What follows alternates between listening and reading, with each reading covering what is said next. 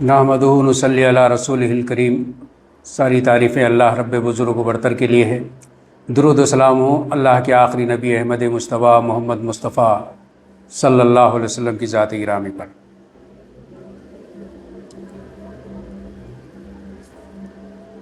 16ویں پارے کی تلخیص پیش کرنی ہے اور سورہ کہف کا تسلسل چل رہا ہے۔ سورہ کہف میں ایک واقعہ چند نوجوانوں کا جو تذکرہ کیا وہ مکمل ہوا۔ دوسرا واقعے کی تفصیلات چل رہی ہیں جو حضرت موسیٰ علیہ السلام اور خضر علیہ السلام کا واقعہ ہے۔ اللہ تبارک و تعالیٰ نے اس واقعے میں جو دوسری چیز دکھائی، حضرت موسیٰ علیہ السلام جب خضر علیہ السلام کے ساتھ تھے تو ایک لڑکے کا قتل کر دیا، تو موسیٰ علیہ السلام نے حضرت خضر سے سوال کیا کہ ایک بے گناہ کو آپ نے قتل کر دیا۔ تو خضر نے یہ موسیٰ علیہ السلام کو یاد دلایا کہ آپ کا اور ہمارا جو ساتھ تھا اس بنیاد پر، اس شرط پر تھا، کنڈیشن یہ تھی کہ جب تک واقعات کی حقیقت نہیں بتائی جائے گی آپ کوئی سوال نہیں کریں گے۔ تو موسیٰ علیہ السلام نے پھر سے معافی مانگی اور کہا کہ آئندہ میں صبر کروں گا۔ پھر آئندہ اور جانے کے بعد آگے سفر میں حضرت خضر علیہ السلام ایک بستی میں داخل ہوئے۔ داخل ہونے کے بعد وہاں پر ایک دیوار گر رہی تھی۔ وہاں جانے کے بعد ان لوگوں نے بستی والوں سے کھانے پینے کے لیے پوچھا۔ بستی والوں نے کھانا پینا دینے سے منع کر دیا۔ وہ جو دیوار گر رہی تھی، خضر علیہ السلام نے اس دیوار کو تعمیر کر دیا، اور تعمیر کرنے کے بعد اب موسیٰ علیہ السلام نے پھر سوال کیا کہ ہم نے ان سے کھانا مانگا، انہوں نے کھانا نہیں دیا، اور آپ نے ان کے گاؤں میں دیوار کی تعمیر کر دی۔ تو اس وقت میں حضرت خضر نے کہا کہ اب میرا اور آپ کا ساتھ ختم ہوتا ہے، اور جو واقعات کی حقیقت تھی اس کی توجیہ ریزننگ خضر علیہ السلام نے بیان کی حضرت موسیٰ علیہ السلام سے۔ سب سے پہلا جو واقعہ ہوا، کشتی میں سوراخ کیا گیا، تو وہ اس وجہ سے تھا کہ کشتی جو جا رہی تھی، آگے ایک ایسا ظالم بادشاہ تھا کہ اس کو جو چیز پسند آتی وہ اپنے قبضے میں کر لیتا تھا، اور یہ جو مسکین شخص تھا اس کے پاس اس کی روزی روٹی کا ذریعہ صرف یہ کشتی ہی تھی، اور اگر کشتی اچھی ہوتی تو یہ ظالم بادشاہ اس کو اپنے قبضے میں کر لیتا، اور اس کو میں نے عیبدار بنا دیا۔ اس عیب کی وجہ سے جو نئے کشتی اسی کے پاس موجود رہے گی۔ اللہ تبارک و تعالیٰ کی حکمت تھی، اس حکمت کے تحت میں نے کام انجام دیا۔ دوسری ایک نوجوان کا جو قتل کر دیا، اس کے بارے میں حضرت خضر نے بیان کیا کہ میں نے اس نوجوان کا قتل اس لیے کیا کہ اس نوجوان کے جو والدین ہیں نیکوکار ہیں، اور یہ لڑکا بڑا ہو کر کے ان کی نافرمان اولاد بننے والا تھا، جس کی وجہ سے ان کے والدین کو پریشانی ہوتی۔ اسی لیے میں نے اللہ کے حکم سے اس کو قتل کر دیا، اور نیک والدین کے لیے پریشانی کا جو سبب بننے والا تھا اس کا خاتمہ کر دیا۔ تیسرا جو دیوار میں نے بنائی، وہ دیوار کے نیچے میں ایک خزانہ، 2 یتیم بچوں کا خزانہ ہے، اور اللہ تبارک و تعالیٰ کی حکمت یہ تھی، اس میں مشیت یہ تھی کہ وہ یتیم بچے ابھی چھوٹے ہیں، جب یہ بڑے ہو جائیں تو وہ خزانہ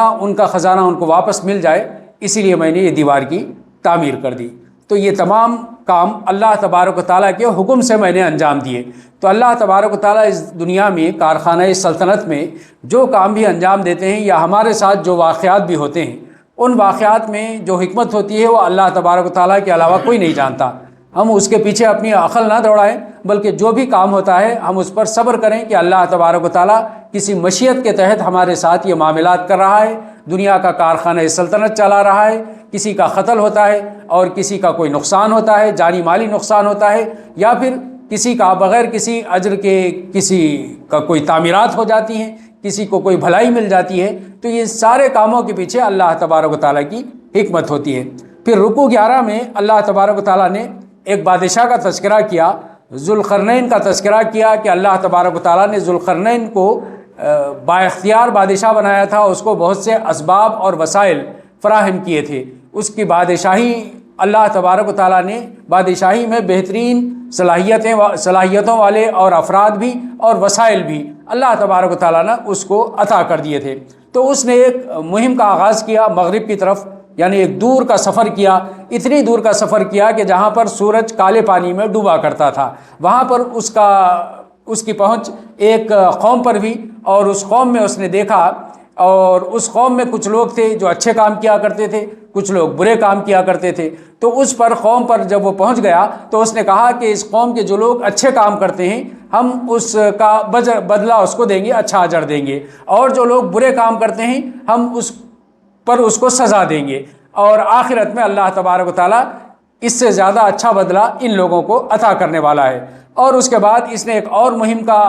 آغاز کیا، اور یہ مشرق کی طرف اس نے مہم کی اور وہاں کا سفر کیا، اور ایک دور دراز علاقے میں جب یہ پہنچ گیا تو وہاں پر ایک ایسی قوم سے اس کا پالا پڑا کہ جو کوئی بھی زبان نہیں سمجھتی تھی، نہیں جانتی تھی، گویا کہ آدی واسی ٹائپ کی کوئی قوم تھی۔ اور وہاں پر پہنچنے کے بعد بادشاہ یہ ذوالقرنین سے یہ قوم ایک یاجوج ماجوج سے جو بہت پریشان تھی، تو اس نے اس بادشاہ سے یہ درخواست کی کہ ہمارے اوپر یاجوج اور ماجوج حملہ آور ہوتے ہیں، ان کے حملے سے بچانے کے لیے آپ ایک دیوار کی تعمیر کریں۔ تو ذوالقرنین نے کہا، اور قوم نے آفر بھی کیا کہ اس کے بدلے میں ہم آپ کو ٹیکس ادا کریں گے، پیمنٹ کریں گے۔ تو ذوالقرنین نے کہا مجھے پیمنٹ کی ضرورت نہیں ہے اور مجھے کوئی آپ کی دولت کی ضرورت نہیں ہے، البتہ میری ہیومن ریسورسز کے ذریعے سے آپ مدد کریں، یعنی آپ مزدوری کریں، اور میں جو ہے نا ایک ایسی دیوار تعمیر کروں گا کہ جس کی وجہ سے یہ قوم آپ پر حملہ آور نہیں ہوگی۔ چنانچہ ذوالقرنین نے یہ اسٹیل کو خوب گلایا اور گلا کر کے دیوار تعمیر کی، دیوار تعمیر کر کے اس پر جو ہے نا اسٹیل کو پلا کر کے ڈالا تاکہ اس دیوار میں کوئی نقب نہ لگا سکے، اور اس دیوار کو پھلانگ کر کے یا چڑھ کر کے کوئی بھی آ نہیں سکے یاجوج ماجوج سے، اس بستی کی حفاظت ہو جائے۔ تو اس طرح سے ذوالقرنین نے جو اس کو اللہ تبارک و تعالیٰ نے اسباب اور وسائل دیے تھے، ان اسباب اور وسائل کو اللہ تبارک و تعالیٰ کے راستے میں اور انسانوں کی بھلائی کے لیے ذوالقرنین نے استعمال کیے۔ اس سے ہمیں اس بات کا پتہ چلتا ہے کہ پہلا واقعہ جو اللہ تبارک و تعالیٰ نے بیان کیا وہ چند نوجوانوں کا تھا، ان کے پاس کوئی اسباب و وسائل نہیں تھے اور وہ مصیبت کے مارے تھے، تب بھی وہ اللہ تبارک و تعالیٰ کے راستے میں انہوں نے ہجرت اختیار کی اور اللہ تبارک و تعالیٰ کے راستے میں استقامت دکھائی۔ اور دوسری طرف اللہ تبارک و تعالیٰ نے جب اس بادشاہ کو اتنے سارے اسباب اور وسائل عطا کیے، تب بھی جو ہے نا بادشاہ یہ سارے اسباب اور وسائل پا کر کے ان اسباب و وسائل کا اللہ کے راستے میں استعمال کیا، لوگوں کی بھلائی کے لیے اس کا استعمال کیا۔ اور رکوع 12 میں اللہ تبارک و تعالیٰ نے ارشاد فرمایا، دنیا کی زندگی میں جن کی ساری سعی و جہد راہ راست سے بھٹکی رہی اور وہ سمجھتے رہے کہ ہم ٹھیک کام کر رہے ہیں، اللہ تبارک و تعالیٰ نے کہا ہے کہ دراصل سب سے زیادہ خسارے میں یہی لوگ پڑ گئے، یعنی جن لوگوں نے یہ سمجھا کہ اس دنیا کی زندگی میں وہ راہ راست پر چل رہے ہیں، حالانکہ وہ راہ راست پر نہیں ہیں اور اپنی خواہشات نفس کے پیچھے وہ چلتے رہے، تو اللہ تبارک و تعالیٰ نے کہا کہ سب سے زیادہ آخرت میں گھاٹے کے سودا یہی لوگ کر رہے ہیں۔ اس کے بعد اللہ تبارک و تعالیٰ نے ارشاد فرمایا کہ اگر سارے سمندر کو سیاہی بنا دیا جائے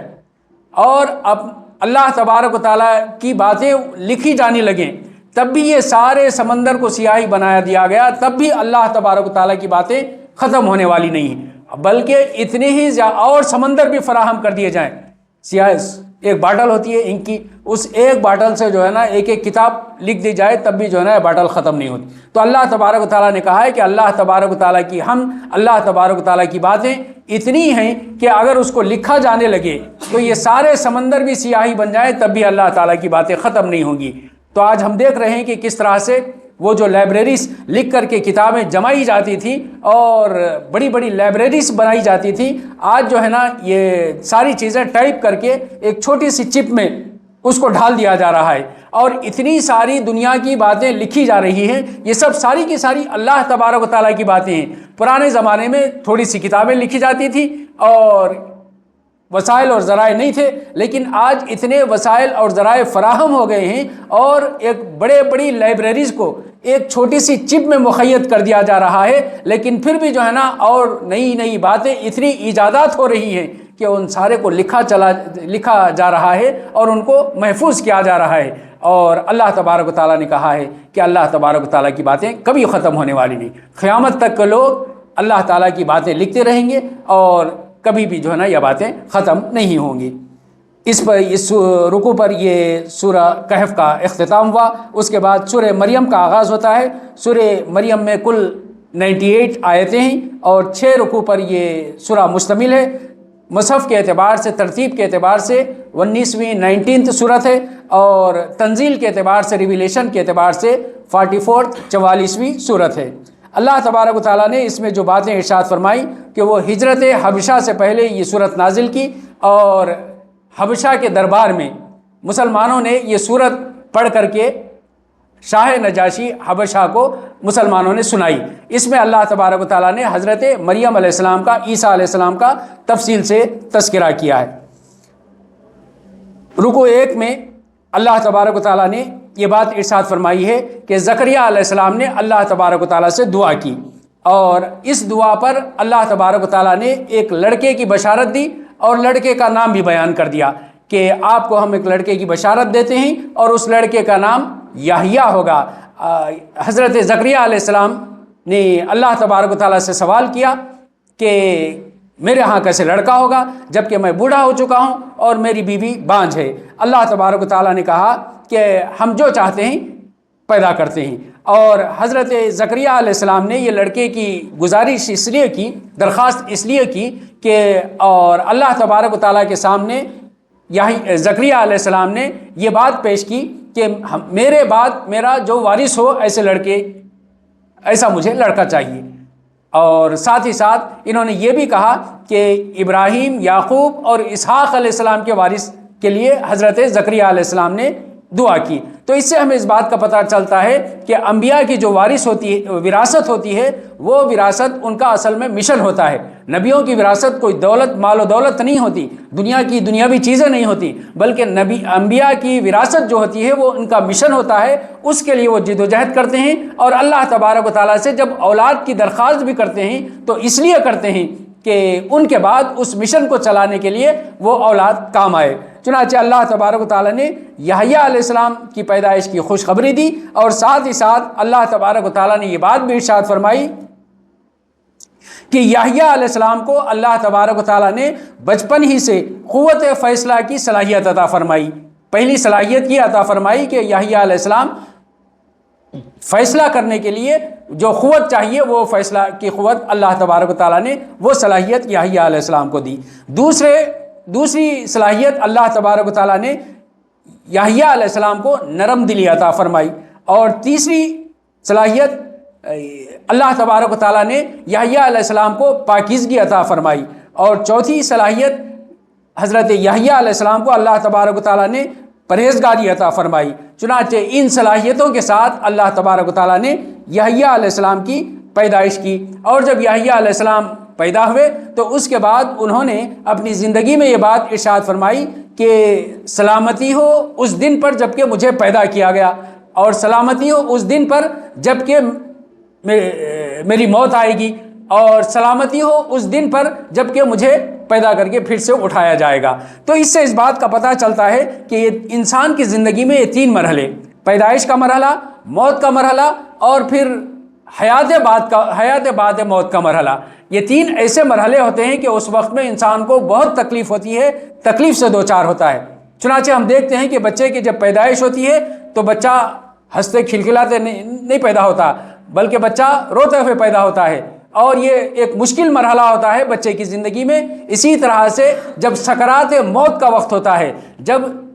انسان کی روح کو نکالا جا رہا ہوتا ہے، یہ بھی انسان کی زندگی میں ایک مشکل ترین مرحلہ ہوتا ہے۔ اور پھر تیسرا مرحلہ جب انسانوں کو اٹھا کر کے کھڑا کیا جائے گا، دوبارہ پیدا کیا جائے گا۔ تو اسی لیے یحییٰ علیہ السلام نے کہا کہ سلامتی ہو اس دن پر جب کہ مجھے پیدا کیا گیا اور مجھے موت دی جائے گی اور پھر دوبارہ مجھے زندگی عطا کی جائے گی۔ رکوع 2 میں اللہ تبارک و تعالیٰ نے عیسیٰ علیہ السلام کی پیدائش کا تذکرہ کیا۔ سورہ آل عمران میں بھی اللہ تبارک و تعالیٰ نے تفصیل کے ساتھ حضرت عیسیٰ علیہ السلام کی پیدائش کا تذکرہ کیا۔ اس صورت میں اللہ تبارک و تعالیٰ نے پھر سے اس واقعے کو دہرایا اور یہ بات ارشاد فرمائی کہ کس طرح سے اللہ تبارک و تعالیٰ نے عیسیٰ علیہ السلام کی پیدائش بغیر باپ کے کی، اور حضرت مریم علیہ السلام پر اپنے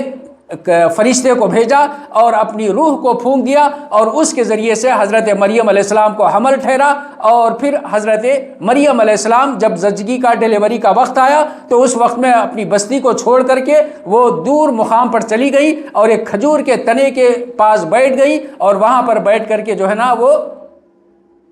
اللہ تبارک و تعالیٰ سے یہ کہنے لگی کہ اس وقت سے آنے سے پہلے ہی میں کیوں نہ فوت ہو گئی۔ تو اللہ تبارک و تعالیٰ نے ان کی تسلی بیان کی، ان کو تسلی دی، اور تسلی دے کر یہ بات ارشاد فرمائی کہ تم کھجور کی ٹہنی کو ہلاؤ اور تر و تازہ کھجوریں تم پر ٹپک پڑیں گی، اور تم انہیں کھاؤ، اور دریا کے کنارے بیٹھی تھی اور دریا کا تر و تازہ پانی تم پیو۔ تو حضرت مریم علیہ السلام کو جب یہ بات ارشاد فرمائی گئی، قرآن مجید میں یہ جو باتیں ارشاد فرمائی گئی ہیں کہ حضرت عیسیٰ علیہ السلام کی پیدائش کس موسم میں ہوئی، سیزن کیا تھا۔ آج جو حضرت عیسیٰ علیہ السلام کی پیدائش منائی جاتی ہے وہ سیزن دسمبر میں جو سیزن ہوتا ہے وہ کھجور کے پکنے کا سیزن نہیں ہوتا، بلکہ کھجور کا ابھی پھول بھی نہیں آتا ہے۔ کھجور کے پکنے کا جو سیزن ہوتا ہے وہ جولائی اور اگست کا مہینے کا سیزن ہوتا ہے۔ اللہ تبارک و تعالیٰ نے مسلمانوں کو اطلاع دی کہ حضرت عیسیٰ علیہ السلام کی پیدائش دسمبر میں نہیں ہوئی بلکہ جولائی اور اگست کا مہینہ ہو سکتا ہے، اور یوم پیدائش منائی جاتی ہے حضرت عیسیٰ علیہ السلام کی دسمبر کے مہینے میں منائی جاتی ہے۔ تو اس سے اس بات کا پتہ چلتا ہے کہ کون سی شخصیت کب پیدا ہوئی وہ کوئی اہمیت کی حامل بات نہیں ہے۔ اللہ کے رسول صلی اللہ علیہ وسلم کی پیدائش ہوئی تو پیدائش کے دن اصل دن چیز نہیں ہے، بلکہ اللہ کے رسولوں کا وہ کام ہے جنہوں نے وہ انجام دیا، وہ کام اصل اہمیت کی چیز ہے، جس کے تعلق سے انسانوں کو سوچنا چاہیے اور انسانوں کو غور و فکر کرنا چاہیے، اور جو ہدایت کا راستہ انہوں نے بتا کر کے گیا ہے اس پر عمل کرنا چاہیے۔ چنانچہ حضرت مریم علیہ السلام کی جب پیدائش، حضرت عیسیٰ علیہ السلام کی پیدائش ہوئی تو اس کے بعد بچے کو لے کر کے یہ قوم میں واپس آئیں، تو اس وقت میں قوم نے حضرت مریم علیہ السلام سے سوال کیا کہ تو نے یہ کیا کام کر دیا؟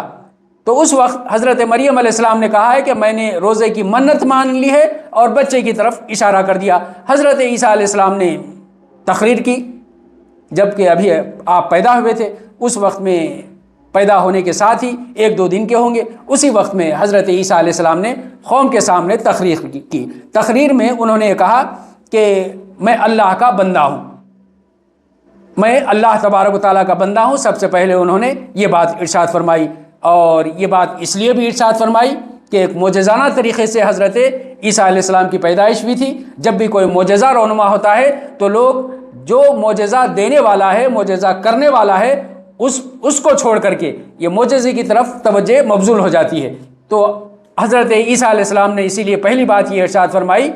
کہ میں خود رب نہیں ہوں بلکہ میں رب کا بندہ ہوں، اللہ کا بندہ ہوں، میں مخلوق ہوں۔ دوسری بات انہوں نے یہ بات ارشاد فرمائی کہ اللہ تبارک و تعالیٰ نے مجھے کتاب عطا کی ہے،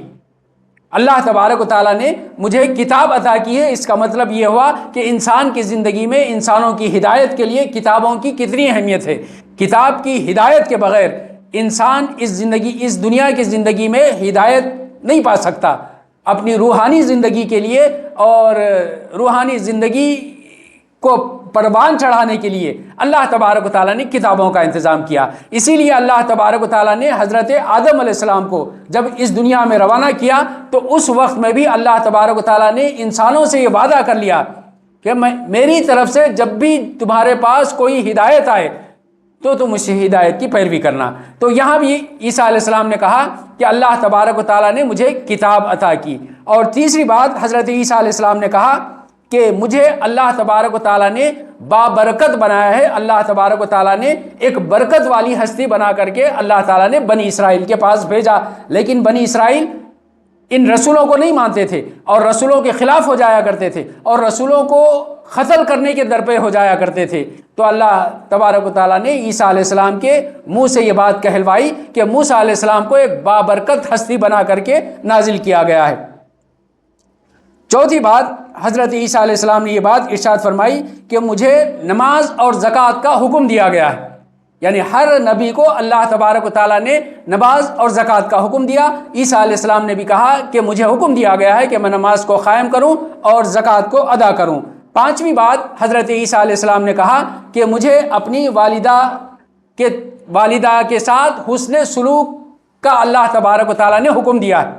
یہاں اللہ تبارک و تعالیٰ نے کتاب قرآن مجید میں یہ بات ارشاد فرمائی کہ میری والدہ کے ساتھ حسن سلوک، والدین نہیں، ہم نے کل پڑھا سورہ بنی اسرائیل میں، سورہ بنی اسرائیل میں اللہ تبارک و تعالیٰ نے کہا ہے کہ والدین کے ساتھ حسن سلوک کرو۔ یہاں پر اللہ تبارک و تعالیٰ نے جو بات ارشاد فرمائی حضرت عیسیٰ علیہ السلام کے منہ سے وہ یہ کہ میری والدہ کے ساتھ میں حسن سلوک کروں، یعنی قرآن کتنا ایک دم پرفیکٹ کلام ہے، اس بات کا آپ اندازہ لگائیں کہ یہاں پر حضرت عیسیٰ علیہ السلام کے منہ سے اگر یہ بات نکل جاتی کہ مجھے اللہ تبارک و تعالیٰ نے والدین کے ساتھ حسن سلوک کا اللہ تعالیٰ نے حکم دیا ہے، تو لوگ سوال کرتے حضرت عیسیٰ علیہ السلام کے والد کون؟ تو اسی لیے اللہ تبارک و تعالیٰ نے جو تقریر کرائی، آپ ابھی بچے ہیں لیکن اس کے باوجود بھی پرفیکٹ کلمات کہہ رہے ہیں اور کہہ رہے ہیں کہ مجھے اللہ تبارک و تعالیٰ نے حکم دیا کہ میں اپنے والدہ کے ساتھ حسن سلوک سے پیش آؤں۔ اور اس کے بعد اللہ تبارک و تعالیٰ نے چھٹی بات یہ بات ارشاد فرمائی، سلام ہے مجھ پر جب کہ میں پیدا ہوا، اور سلام ہے مجھ پر جب کہ میری موت آئے گی، اور سلام ہے مجھ پر جب کہ مجھے پھر دوبارہ اٹھا کر کے کھڑا کیا جائے گا۔ اس سے اس بات کا پتہ چلتا ہے کہ حضرت عیسیٰ علیہ السلام کو پیدا کیا گیا اور آپ کی ابھی موت نہیں ہوئی، معجزانہ طور پر آپ کو آسمان پر اٹھایا گیا، آپ کو پھر سے نازل کیا جائے گا اور پھر آپ کی موت آئے گی، اور پھر اس کے بعد آخرت میں اللہ تبارک و تعالیٰ سارے انسانوں کی طرح آپ کو بھی حشر میں اٹھا کر کے کھڑا کیا جائے گا۔ تو یہ رکوع 2 میں اللہ تبارک و تعالیٰ نے عیسیٰ علیہ السلام کی پیدائش کا تذکرہ تفصیل کے ساتھ کیا ہے۔ رکوع 3 میں اللہ تعالیٰ نے ارشاد فرمایا اس کتاب میں ذکر کرو حضرت ابراہیم علیہ السلام کا جو سچے نبی تھے۔ اللہ تبارک و تعالیٰ نے حضرت ابراہیم علیہ السلام کا تذکرہ کیا کہ اس کتاب میں تم پڑھ کر کے لوگوں کو سنا دو، ان کا تذکرہ کرو۔ اور ذکر کیا گیا؟ صرف ان کو نبی بنایا گیا یہ ذکر نہیں کیا گیا، بلکہ اللہ تبارک و تعالیٰ نے تذکرہ کیا ان کی دعوت کا تذکرہ کیا کہ حضرت ابراہیم علیہ السلام نے اپنی دعوت کس طرح سے پیش کی، اور دعوت کے سلسلے میں حضرت ابراہیم علیہ السلام اور ان کے والد کا تذکرہ کیا گیا۔ ابراہیم علیہ السلام نے اپنے والد کے سامنے دعوت پیش کی کہ اے ابا جان، آپ ایسی ہستیوں کو کیوں پوچھتے ہیں جو نہ دیکھتے ہیں نہ سنتے ہیں؟ اے ابا جان، آپ ایسی ہستیوں کو کیوں پوچھتے ہیں، ان کی عبادت کیوں کرتے ہیں جو نہ کوئی نفع پہنچا سکتے ہیں نہ نقصان پہنچا سکتے ہیں؟ اور حضرت ابراہیم علیہ السلام نے کہا ابا جان، میرے پاس رب کا علم آیا ہے، اس علم کی بنیاد پر آپ تک میں پیغام پہنچا رہا ہوں، آپ شیطان کی پیروی مت کریے، شیطان رحمان کا دشمن ہے اور شیطان آپ کو بھٹکا دے گا راستے سے۔ تو ابا جان کو غصہ آ گیا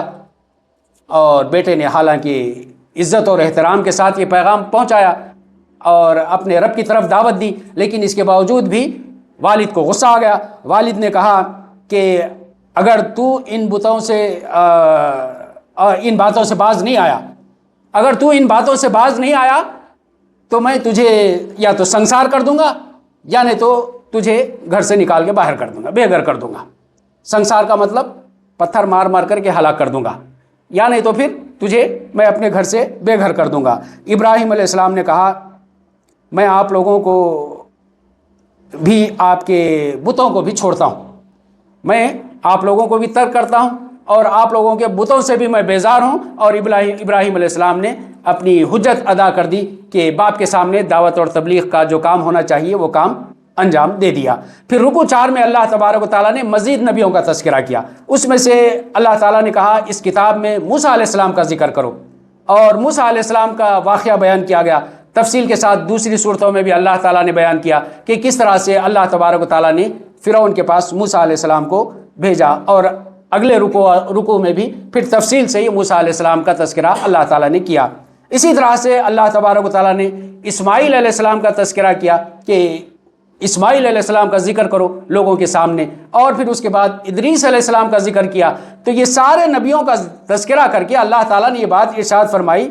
کہ یہ اللہ کے برگزیدہ بندے تھے اور رسول تھے، ان پر اللہ نے انعام فرمایا، انعام یافتہ بندے یہ تھے، لہٰذا تمہیں چاہیے کہ ان بندوں کو تم فالو کرو، اور ان کا جو مشن تھا، ان کی جو دعوت تھی، ان کا جو طریقہ کار تھا، اور انہوں نے جیسے زندگی گزاری تم اس طرح سے زندگی گزارنے کی کوشش کرو، ان کی اتباع کرو، ان بندوں کی اتباع کرو۔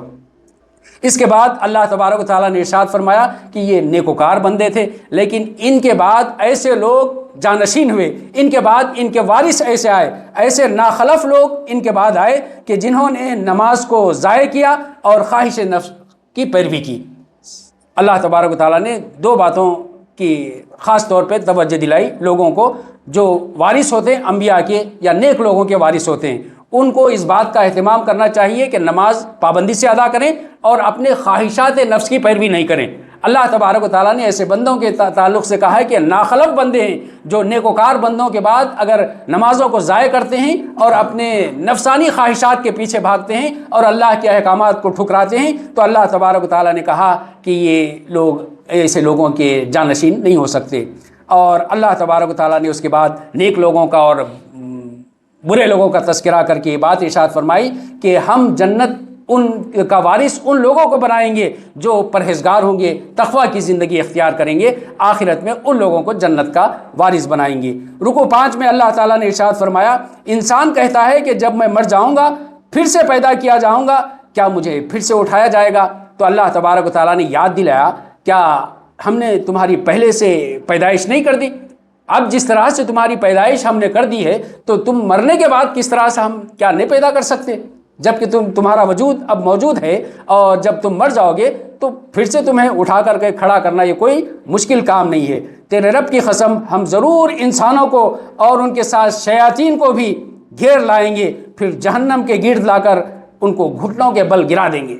نہ صرف انہیں پیدا کیا جائے گا بلکہ سارے مجرموں کو اور سارے انسانوں کو اور سارے شیاطین کو اللہ تبارک و تعالیٰ گھیر کر کے جہنم کے پاس لائے گا اور انہیں جہنم رسید جہنم میں گرا دے گا، پھر جو نیکوکار تھے ان کو بچا لے گا۔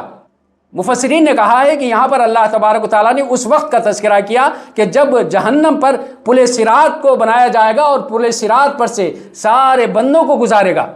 نیکوکار بھی اور بدکار بھی، سارے بندوں کو پل صراط سے گزرنا ہوگا۔ اور نیکوکار جو لوگ ہوں گے، جو جتنے زیادہ نیکوکار ہوں گے، وہ اتنی سرعت سے، وہ اتنی اسپیڈ سے یہ پل صراط سے گزر جائیں گے، اور جو جتنے نیکوکار کم تھے وہ گرتے پڑتے پل صراط سے گزریں گے، اور جو بدکار تھے اور جنہوں نے اللہ کے حکم کی پیروی نہیں کی اور شیاطین کو اپنایا، طاغوت کی پیروی کی، ان سب کو اللہ تبارک و تعالیٰ جہنم میں گڑھے میں پل صراط سے ہی ڈھکیل دے گا، گرا دے گا۔ اس کے بعد اللہ تعالیٰ کہتے ہیں کہ منکرین کہتے ہیں، بتاؤ ہم دونوں گروہوں میں سے کون زیادہ خوش نصیب ہے؟ اللہ تبارک و تعالیٰ کے سامنے، انبیاء کے سامنے لوگ کہتے تھے کہ دو گروہ، ایک گروہ وہ تھا جو اللہ تبارک و تعالیٰ کے احکامات کو نہیں مانتا تھا، دوسرا گروہ وہ تھا جو اللہ تبارک و تعالیٰ کے احکامات کو مانتا تھا۔ اور جب اللہ تبارک و تعالیٰ کے احکامات کو مانتا ہے تو شروع میں جو گروہ ہوتا ہے وہ کمزور گروہ ہوتا ہے،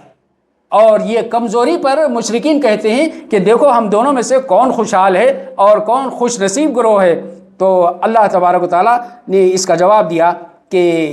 یہ دنیا کی زندگی کے چند روزہ مزے ہیں، اور آخرکار پلٹنا اللہ کی جانب ہے۔ اللہ بتا دے گا کہ کون خوش نصیب ہے اور کون جو ہے نا بد نصیب ہے۔ اللہ تبارک و تعالیٰ ساری حقیقت لوگوں پر کھول کر کے رکھ دے گا۔ رکوع 6 میں اللہ تعالیٰ نے ارشاد فرمایا، قیامت میں ہم متقی لوگوں کو مہمانوں کی طرح رحمان کے سامنے پیش کریں گے۔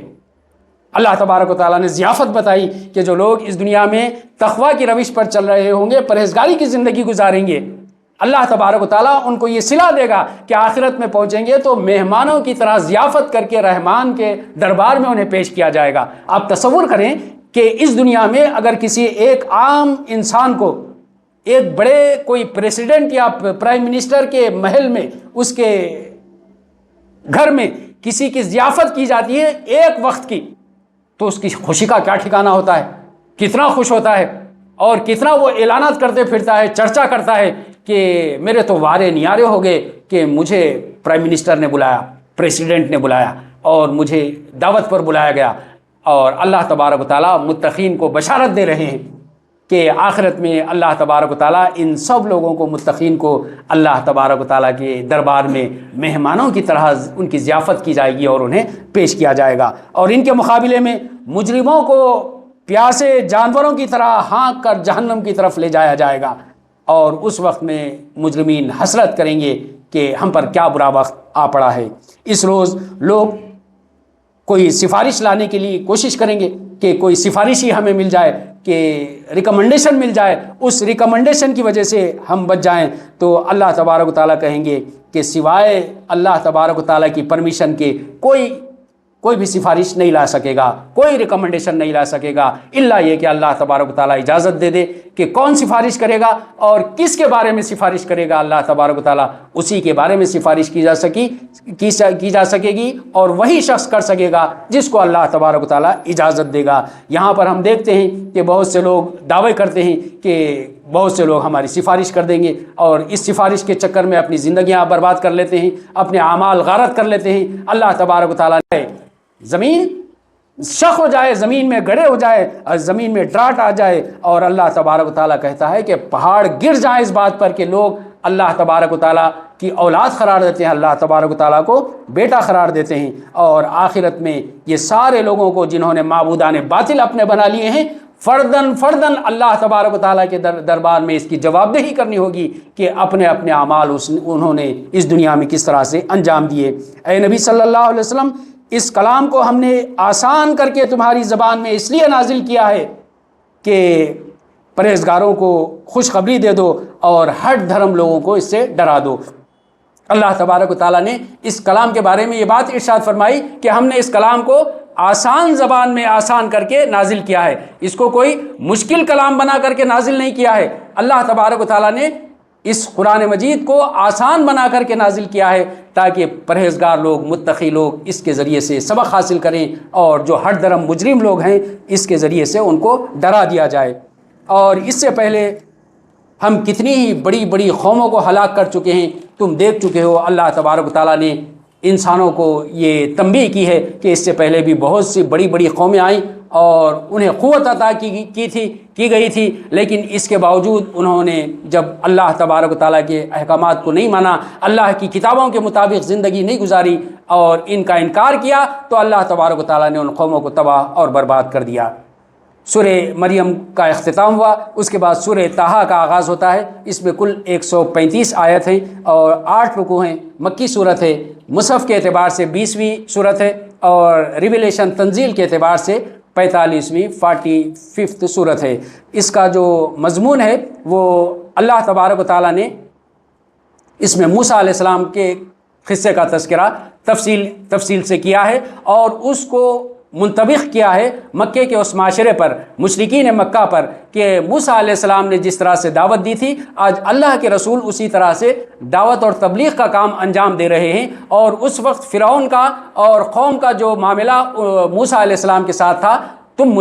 مشرکین کا معاملہ اللہ کے رسول صلی اللہ علیہ وسلم سے اسی طرح کا ہے۔ اور ایک واقعہ یہ بھی بیان کیا جاتا ہے اس صورت کے بارے میں کہ یہ وہ صورت ہے جس کو سن کر کے حضرت عمر رضی اللہ عنہ ایمان لے آئے۔ حضرت عمر ایک دن اپنے گھر سے نکلے، ان کو بہت غصہ آیا اللہ کے رسول پہ، جب ایمان نہیں لائے تھے ابھی، تو اس وقت میں اپنے گھر سے نکلے اور یہ نیت کر لی کہ اللہ کے رسول صلی اللہ علیہ وسلم کو نعوذ باللہ قتل کر دیں گے۔ لیکن راستے میں ایک صحابی ملے، ایک ساتھی ملے، مل کر کے حضرت عمر کو دیکھا غصے میں چلے جا رہے ہیں اور تلوار پکڑے ہوئے ہیں۔ سب لوگ جانتے تھے کہ حضرت عمر بہت غصے والے ہیں اور جو ارادہ کر لیتے ہیں وہ کر گزرتے ہیں۔ تو انہوں نے پوچھا کہ کہاں کا ارادہ ہے، کہاں جا رہے ہیں؟ تو حضرت عمر نے کہا کہ آج میں محمد صلی اللہ علیہ وسلم کا قتل کرنے جا رہا ہوں۔ تو انہوں نے سوال کیا، پہلے اپنے بہن بھائی اور بہن کی خبر لے لو، اس کے بعد جانا حضرت محمد صلی اللہ علیہ وسلم کے پاس۔ تو ارے ان کا ماتھا ٹھنکا، میرے بہن اور بہن بھائی خود جو ہے نا اسلام لے آئے ہیں، پہلے ان کی خبر لے لیتا ہوں۔ چنانچہ وہ محمد صلی اللہ علیہ وسلم کے بجائے اپنے بہن بھائی کے گھر کے پہ چلے گئے، جا کر کے دستک دی۔ جو ہی دستک دی، اندر قرآن کی تعلیم چل رہی تھی۔ حضرت خباب بن ارت رضی اللہ عنہ اور سعید بن زید رضی اللہ عنہ جو حضرت عمر رضی اللہ عنہ کے بہن بھائی تھے، اور ان کی بہن حضرت عمر بن خطاب کی بہن، تینوں بیٹھ کر کے قرآن پڑھ رہے تھے۔ جو ہی کہ جو ہے نا دستک ہوئی اور پتہ چلا کہ حضرت عمر ہیں، فوری جو ہے نا خباب بن ارت کو انہوں نے چھپا دیا، اور باہر سے ان کو آواز آ گئی، قرآن مجید کچھ پڑھی جا رہی تھی، اور اندر آ کر کے غصے میں انہوں نے سوال کیا کہ کیا پڑھا جا رہا تھا۔ تو بہن اور بہن بھائی ڈر کر کے خاموش ہو گئے، چپ ہو گئے، جواب نہیں دے رہے تھے، اور انہوں نے جو ہے نا مارم پیٹ شروع کر دی، بہن بھائی کو بھی مار دیا، بہن کو بھی مار دیا، حتیٰ کہ لہو لہان ہو گئے۔ اور انہوں نے چاہا کہ جو ہے نا پھر یہ اسلام لے آئے ہیں تو واپس پھر اسلام کو چھوڑ کر کے مرتد ہو جائیں۔ تو بہن اور بہن بھائی نے کہا کہ آپ کی جان کی بھی پرواہ نہیں کرتے، اپنی عزت کی بھی پرواہ نہیں کرتے اور اپنے مال کی بھی پرواہ نہیں کرتے۔ تو اس کے بعد جو ہے نا حضرت عمر نے درخواست کی کہ وہ کیا چیز تھی جو آپ پڑھ رہے تھے، تو اس وقت میں ان کے سامنے پیش کیا گیا، یہ وہی سورہ طٰہٰ تھی جو حضرت عمر جب سنے تو اس کے بعد وہ ایمان لے آئے اور اللہ کے رسول کے بعد اس کے پاس جا کر کے ایمان لے آئے۔ تو یہ ایک واقعہ ہے جو قرآن مجید سن کر کے جس کے ذریعے سے جو ہے نا ہدایت نصیب ہو جاتی ہے۔ اور آج لوگ کہتے ہیں کہ جو ہے نا قرآن مجید مت سناؤ، قرآن مجید مجرمین کو، مشرکین کو، جو کٹر دشمن تھے ان کو بھی سنایا گیا تو ان کے بھی دل پگھل گئے۔ تو اللہ تبارک و تعالیٰ نے رکوع 1 میں یہ بات ارشاد فرمائی، ہم نے یہ قرآن اس لیے نہیں نازل کیا ہے تاکہ اس کے ذریعے سے تم مصیبت میں مبتلا ہو جاؤ یا تم پر تنگی آ جائے، بلکہ یہ قرآن اس لیے نازل کیا جا رہا ہے تاکہ اس کے ذریعے سے تم ہدایت حاصل کرو۔ لوگ دیکھ رہے تھے، لوگ یہ دیکھ رہے تھے جو کوئی جو ہے نا قرآن مجید کی آیات کو مان لیتا تو اس پر تنگ حالات آ جاتے اور مصیبتیں نازل ہونے لگتی۔ تو اللہ تبارک و تعالیٰ نے کہا ہے کہ اس پر صبر کرو، یہ کوئی ایسی کتاب نہیں ہے کہ اس کی وجہ سے تمہاری زندگی تنگ ہوگی، بلکہ ہم نے دیکھا کہ کس طرح سے یہی وہ قرآن مجید ہے جس کو حضرت عمر اپنی بعد کی زندگی میں کہا کرتے تھے۔ ایک مرتبہ مکہ کی اس وادی سے حضرت عمر کا گزر ہو رہا تھا جس وادی میں جب یہ چھوٹے بچے تھے تو اونٹ اور بکریاں چرایا کرتے تھے، اور اونٹ اور بکریاں صحیح سے نہیں چرایا کرتے تھے تو ان کا باپ انہیں ڈنڈا لے کر کے پیٹا کرتا تھا۔ حضرت عمر وہاں پر کھڑے ہو گئے، کھڑے ہو کر انہوں نے اس بات کو یاد کیا اور یاد کر کے یہ بات ارشاد فرمائی کہ آج امیر المومنین یعنی اس انڈیا کے 6 گنا حصے پر حضرت عمر اس کے خلیفہ تھے، اور حضرت عمر نے یاد کر کے یہ بات ارشاد فرمائی کہ آج وہ قرآن مجید ہے، وہ کتاب ہے جس کی وجہ سے ہماری زندگیاں بدل گئیں اور ہم حکمران بن گئے۔ تو یہ وہ کتاب نہیں ہے جو انسانوں کو تنگی میں، مصیبت میں مبتلا کرتی ہے، بلکہ یہ کتاب ہے کہ انسانوں کو جو ہے نا راہ ہدایت دکھاتی ہے اور زندگی گزارنے کا راستہ، کامیاب راستہ انسانوں کو دکھاتی ہے۔ پھر اس کے بعد اللہ تبارک و تعالیٰ نے ارشاد فرمایا، موسیٰ علیہ السلام مدین سے سفر کر رہے تھے، سفر کر کے مصر کو جا رہے تھے۔ رات کے وقت میں آپ نے دیکھا کہ ایک روشنی ہے، اور روشنی کو دیکھ کر کے اپنے گھر والوں سے انہوں نے کہا کہ آپ لوگ یہاں پر ٹھہریے، میں جا کر کے آپ کے لیے آگ کا انتظام کرتا ہوں تاکہ اس کے ذریعے سے کچھ آگ کو تاپ لیں، اس سے حرارت پیدا کر لیں، روشنی کا انتظام ہو جائے۔ موسیٰ علیہ السلام جب آگ کے پاس پہنچے تو اللہ تبارک و تعالیٰ نے موسیٰ علیہ السلام کو آواز دی کہ اے موسیٰ، تم اللہ تبارک و تعالیٰ کے دربار میں حاضر ہو گئے ہو، اور یہ اللہ تبارک و تعالیٰ ہے جو تم سے ہم کلام ہے، اور اللہ تبارک و تعالیٰ تمہیں چن لیا ہے اور تمہیں اپنے کام کے لیے منتخب کر لیا ہے۔ اور حضرت موسیٰ علیہ السلام سے اللہ تبارک و تعالیٰ نے سوال کیا، تمہارے ہاتھ میں کیا ہے؟ حضرت موسیٰ علیہ السلام نے کہا، جواب نہیں دیا، میرے ہاتھ میں لاٹھی ہے بلکہ۔ حضرت موسیٰ علیہ السلام نے کہا کہ یہ لاٹھی میں بکریوں کو چرانے کے لیے اور پتے جھاڑنے کے لیے، ٹیک لگانے کے لیے استعمال کرتا ہوں۔ تو حضرت موسیٰ علیہ السلام اللہ تبارک و تعالیٰ سے انہوں نے بات چیت کی۔ جب کوئی اچھی شخصیت سے ہم بات چیت کرتے ہیں تو ہم چاہتے ہیں کہ بات چیت جلدی ختم نہیں ہو، ذرا لمبی چلے۔ تو حضرت موسیٰ علیہ السلام بھی اللہ سے بات چیت کرنے لگے، تو لمبی چلانے کے واسطے اللہ تعالیٰ نے ایک چھوٹا سوال کیا، اور سوال کے جواب کو حضرت موسیٰ علیہ السلام نے طول دے دیا، بڑھا دیا، کیونکہ یہ محبت پیدا ہوتی ہے اگر کوئی ایسی ہستی سے بات کی جائے جس کی بات چیت پسند آ جائے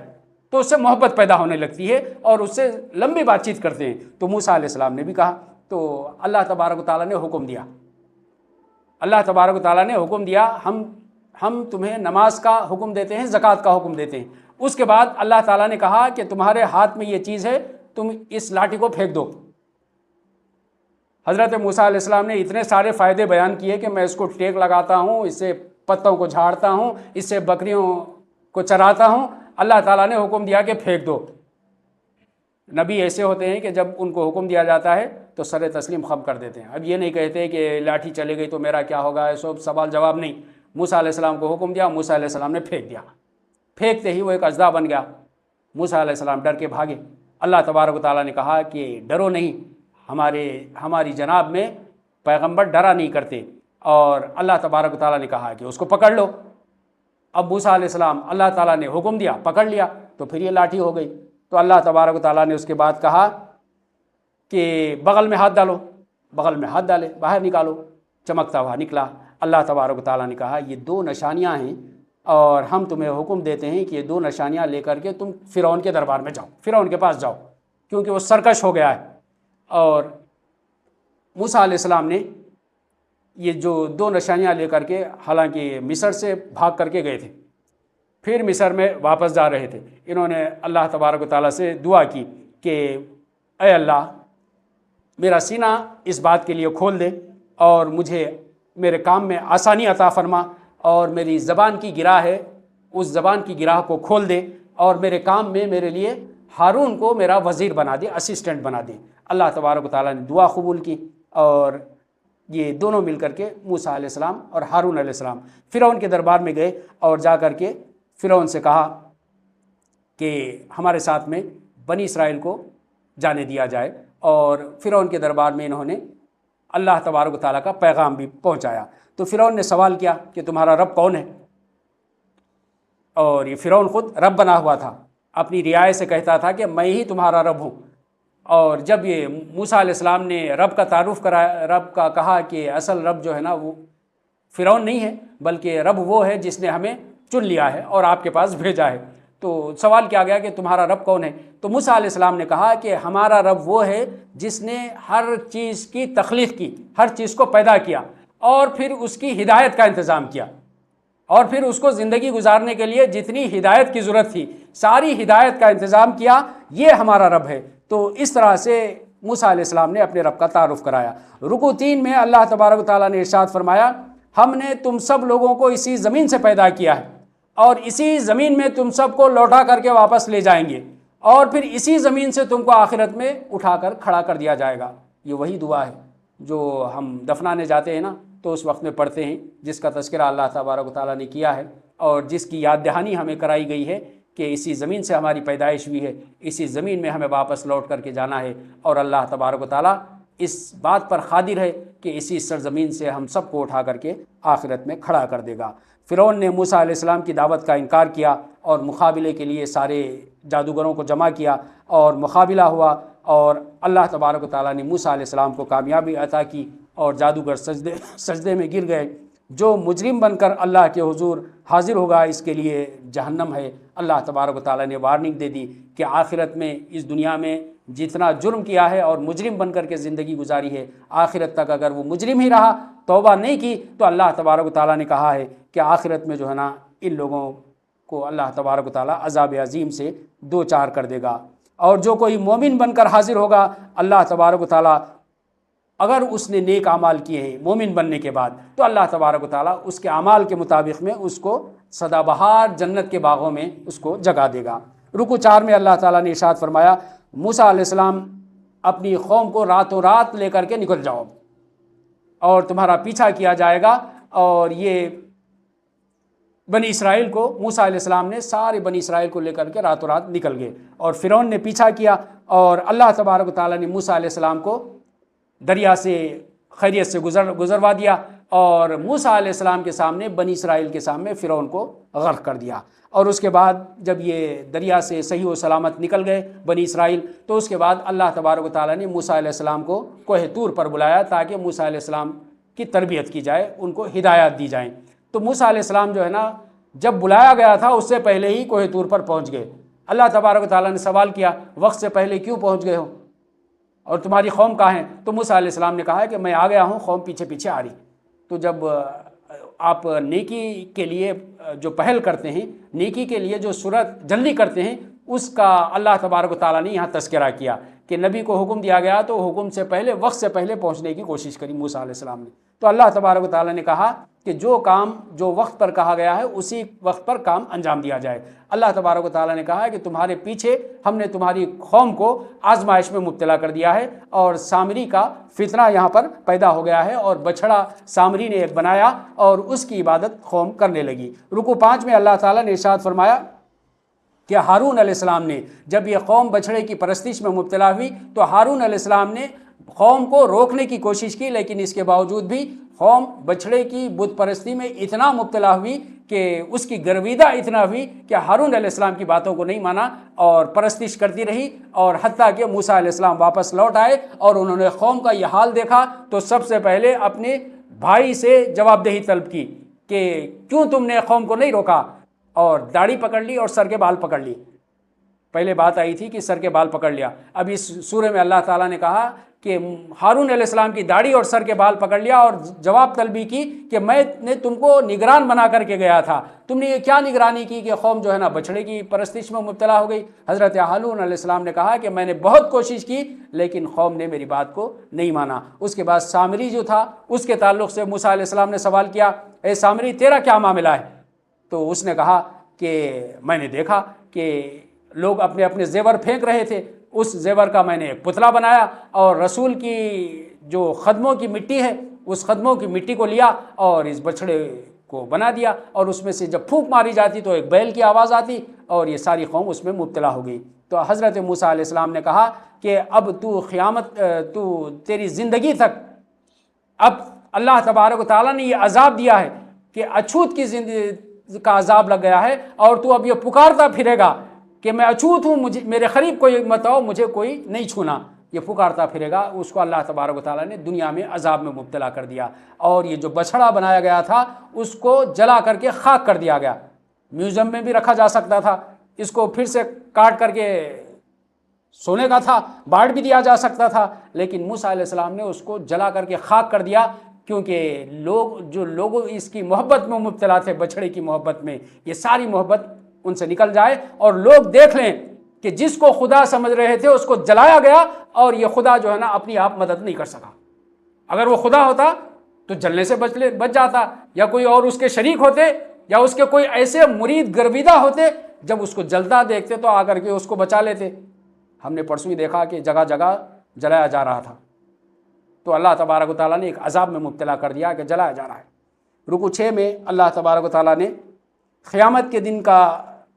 تذکرہ کیا اور کہا کہ قیامت کے دن منادی کی جائے گی، پکار لگائی جائے گی، اور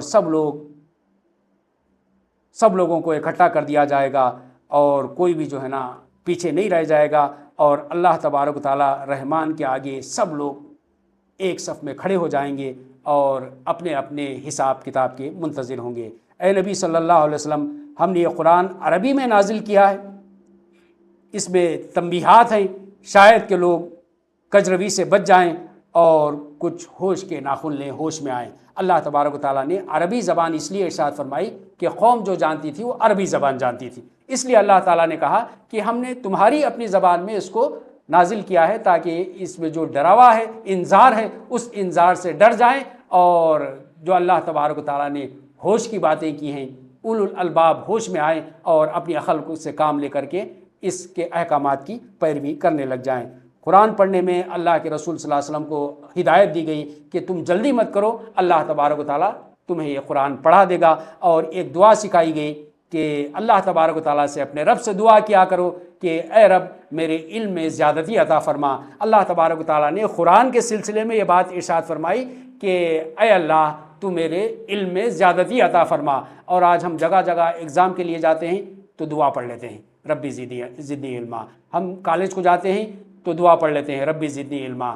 اور یہ قرآن جب پڑھتے ہیں تو ہمیں ہوش نہیں رہتا ربی زدنی علما کا۔ ہمارا علم اتنا ہے قرآن پڑھنے کے لیے کہ قرآن کی تلاوت سیکھ جائیں تو ہم سمجھتے ہیں کہ یہ علم ختم ہو گیا ہے۔ قرآن کا ایسا علم ہے کہ قیامت تک کے لیے اس میں اتنے علوم ہیں کہ لوگ علم حاصل کرتے رہیں گے، بڑے بڑے علامہ اس سے علم حاصل کریں گے، اور کوئی یہ دعویٰ نہیں کر سکے گا کہ قرآن کے جو علوم ہیں اس نے سب حاصل کر لیے۔ تو اسی لیے ہمیں چاہیے کہ قرآن پڑھتے ہوئے بھی کبھی ہم ہوش و حواس میں ربی زدنی علما، اے رب ہمارے قرآن مجید کا علم ہمیں عطا فرما، اس میں زیادتی عطا فرما، یہ دعا کرتے رہیں۔ رکوع 7 میں اللہ تعالیٰ نے حضرت آدم علیہ السلام سے کہا کہ شیطان تمہارا دشمن ہے، تم اس کی پیروی نہیں کرنا، اور اللہ تبارک و تعالیٰ نے یہ بات ارشاد فرمائی کہ یہ شیطان کی پیروی تم نہیں کرنا اور شیطان کی بات نہیں ماننا، لیکن حضرت حوا اور آدم علیہ السلام نے شیطان کی بات مان لی، جس کی وجہ سے ان کے لباس اتر گئے اور ان کو جنت سے نکلوا کر شیطان چھوڑ دیا۔ اور اللہ تبارک و تعالیٰ نے اس دنیا میں شیطان کو اور انسان کو دونوں کو اتار کر کے یہ بات ارشاد فرمائی کہ جب کبھی میری طرف سے کوئی ہدایت آئے تو تم اس کی پیروی کرنا، اور اللہ تبارک و تعالیٰ نے آخری ہدایت شیطان کے مقابلے میں ہمیں جو عطا کی ہے وہ ہدایت قرآن مجید ہے۔ اب اس کے بعد کوئی ہدایت آنے والی نہیں ہے۔ اب اس پر اگر ہم عمل کریں گے تو شیطان کی پیروی سے بچ جائیں گے، اور جو کوئی میری مرضی میرے ذکر سے منہ موڑے گا اور اس کے لیے دنیا کی زندگی اللہ تبارک و تعالیٰ دنیا کی زندگی میں اس کی معیشت کو تنگ کر دے گا، اور آخرت میں اس کو اندھا اٹھایا جائے گا۔ اللہ تبارک و تعالیٰ کے ذکر سے اگر کوئی منہ موڑے گا، اللہ کا ذکر سب سے بڑا جو ذکر ہے وہ قرآن مجید ہے، قرآن مجید سے اگر کوئی منہ موڑے گا تو اللہ تبارک و تعالیٰ نے اس کو وارننگ دی ہے کہ اس کی معیشت کو، اس کی زندگی کو اللہ تبارک و تعالیٰ تنگ کر دیں گے۔ اور لوگ یہ دیکھ رہے تھے اس وقت میں جب یہ قرآن مجید کی آیت نازل ہو رہی تھی تو مسلمانوں کی زندگی تنگ ہو رہی تھی، جو قرآن پر ایمان لا رہے تھے، اور جو لوگ اس کا انکار کر رہے تھے وہ بڑے مزے میں زندگی گزار رہے تھے۔ تو اللہ تبارک و تعالیٰ نے سورہ رعد میں جو بات ارشاد فرمائی ہے کہ لوگوں کے دلوں کو اللہ کے ذکر سے اطمینان نصیب ہوتا ہے، یہ وہ اطمینان ہی کی کیفیت تھی جس کی وجہ سے صحابہ کرام ثابت قدم رہے۔ اتنی تنگی، دنیاوی تنگی کے باوجود، مصیبتوں کے باوجود دل کی جو وسعت کا مظاہرہ صحابہ کرام نے کیا، اس کی طرف اللہ تبارک و تعالیٰ نے اشارہ کیا ہے کہ دنیا کے وسائل جو زندگی ہیں یہ اصل میں خوشحالی اور فارغ البالی نہیں ہے، بلکہ دل کی تنگی سے جو بچا لیا گیا اللہ تبارک و تعالیٰ کے پاس، وہ اصل میں کامیاب ترین شخص ہے۔ اللہ تعالیٰ نے کہا کہ اللہ کے ذکر سے غافل ہونے والوں کو اللہ تبارک و تعالیٰ دنیا کی معیشت ان پر تنگ کر دیتا ہے۔ بہت سے ذرائع وسائل ہوتے ہیں لیکن اس کے باوجود بھی وہ تنگی محسوس کرتے ہیں، اور اللہ تبارک و تعالیٰ آخرت میں اندھا اٹھائے گا تو یہ لوگ سوال کریں گے کہ اللہ میں دنیا میں تو آنکھوں والا تھا، یہاں پر اندھا کیسے پیدا ہو گیا؟ اللہ تعالیٰ جواب دے گا کہ تو ہمارے ذکر سے غفلت برتتا تھا، اسی لیے اللہ تبارک و تعالیٰ نے تجھے آخرت میں اندھا اٹھایا ہے۔ لہٰذا آج ہم اللہ کے ذکر سے غفلت نہیں برتے ہیں۔ اللہ تعالیٰ نے ہمیں آنکھیں دی ہیں، اس آنکھوں سے جو عبادات ہیں ان عبادات میں ایک عبادت یہ بھی ہے کہ قرآن مجید کو دیکھنا بھی عبادت ہے۔ لہٰذا ہم قرآن مجید کو دیکھ کر کے پڑھنے کی کوشش کریں، اور قرآن مجید کو صرف وہ کتابوں میں نہیں، اللہ تبارک و تعالیٰ نے ہمیں اتنی سہولتوں سے نوازا ہے، ہماری ہاتھوں میں قرآن مجید دے دیا ہے، ہمارے پاس ہر ایک کے ہاتھ میں قرآن مجید ہے، اور آج ہمیں ضرورت ہے کہ ہم اس کو کھول کر کے پڑھ لیا کریں، اللہ کے ذکر سے غفلت نہیں برتیں۔ رکوع 8 میں اللہ تعالیٰ نے ارشاد فرمایا، اے نبی صلی اللہ علیہ وسلم، مخالفین کی بات پر تم صبر کرو اور اپنے رب کی حمد کی ثنا کے ساتھ اس کی تسبیح کرو، اور سورج نکلنے سے پہلے، غروب ہونے سے پہلے، اور رات کے وقت میں، اور پھر اللہ تبارک و تعالیٰ کی تسبیح، اور دن کے وقت میں تسبیح کیا کرو۔ اللہ تعالیٰ نے نماز کے اوقات بیان کر دیے کہ ان نمازوں کے اوقات میں اللہ تبارک و تعالیٰ کی تسبیح بیان کرو، اور نگاہ اٹھا کر کے بھی نہ دیکھو، ان دنیاوی شان و شوکت جن کو دی گئی ہے اس کی طرف تم جو ہے نا اپنی نگاہ اٹھا کر کے بھی مت دیکھو۔ اللہ تبارک و تعالیٰ نے آزمائش کی خاطر ان لوگوں کو یہ ساری چیزیں مہیا کی ہیں، اور تیرے رب کا رزق حلال ہی بہتر ہے اور پائندہ تر ہے، یعنی اللہ تعالیٰ نے جس کو جو رزق حلال دے دیا ہے اس پر وہ صبر کے ساتھ اپنی زندگی گزارے، اور دوسرے لوگوں کو جو زندگی اللہ تبارک و تعالیٰ نے وسائل فراہم کیے ہیں، ذرائع فراہم کیے ہیں، ان کی طرف جو ہے نا لالچی نظروں سے انسان نہیں دیکھے، بلکہ رزق حلال کے لیے کوشش کرے۔ اللہ تبارک و تعالیٰ نے اس کی قسمت میں جتنا دے دیا ہے اس کے پر وہ جو ہے نا اللہ تبارک و تعالیٰ کا شکر ادا کرے، اور اپنے اہل و عیال کو نماز کی تلقین کرو اور خود بھی اس کے پابند رہو۔ اللہ تبارک و تعالیٰ نے یہ بات ارشاد فرما دی کہ نماز ایک ایسا ذکر ہے، نماز ایک ایسی عبادت ہے کہ اس کی پابندی ہم سب پر اللہ تبارک و تعالیٰ نے وقت کے ساتھ فرض کر دی ہے، لہٰذا ہم وقت کی پابندی کے ساتھ خود نماز ادا کریں، اپنے اہل و عیال کو نماز کی تلقین کریں، اور رزق تو ہم ہی تمہیں دیتے ہیں، ہم تم سے رزق کا مطالبہ نہیں کرتے۔ اور پھر اللہ تبارک و تعالیٰ نے انجام کی بھلائی بیان کی کہ انجام کی بھلائی نیکوکار لوگوں کے لیے ہے۔ یہاں پر یہ 16واں پارہ ختم ہوتا ہے، انشاءاللہ کل ہم لوگ 17ویں پارے کی تلخیص دیکھیں گے۔ وآخر الدعوانا ان الحمد للہ رب العالمین۔